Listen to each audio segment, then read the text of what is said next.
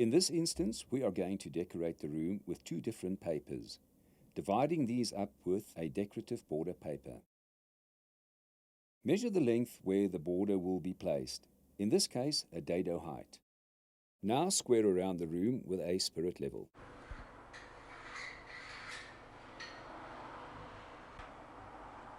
Measure off the width of the wallpaper in order to avoid having to fix small narrow pieces at the end. If this is the case, start with a narrow cut-down piece of paper as in the example. Measure the desired distance from the corner of the square with a Webco spirit level. Never assume that the corner of the room is square, it hardly if ever is.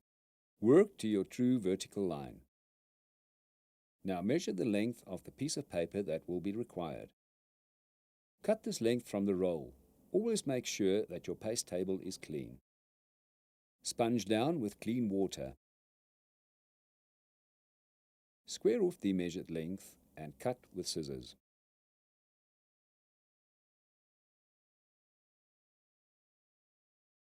Always allow an extra 5 or 10 centimeters. Do not cut the exact length.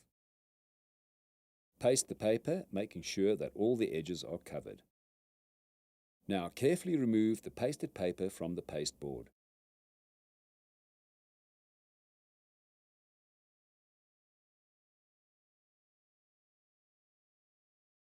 Line up the edge of the paper with your vertical line. Smooth the paper over with your damp sponge. Make sure you remove any creases or bubbles with the sponge.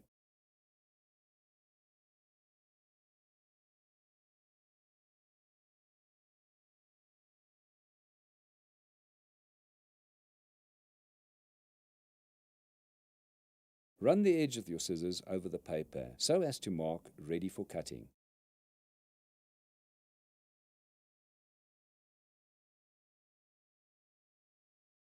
Peel the paper away from the wall and carefully cut along the mark.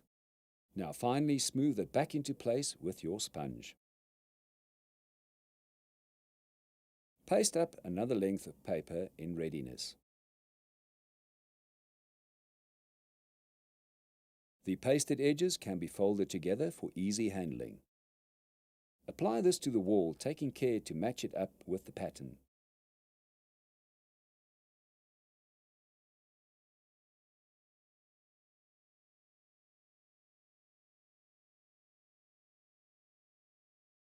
Open out the length. Here we have cut a small hole in the paper to allow for a wall light cable. Check the position of the cable and make a small hole in the paper. Thread the cable through the hole.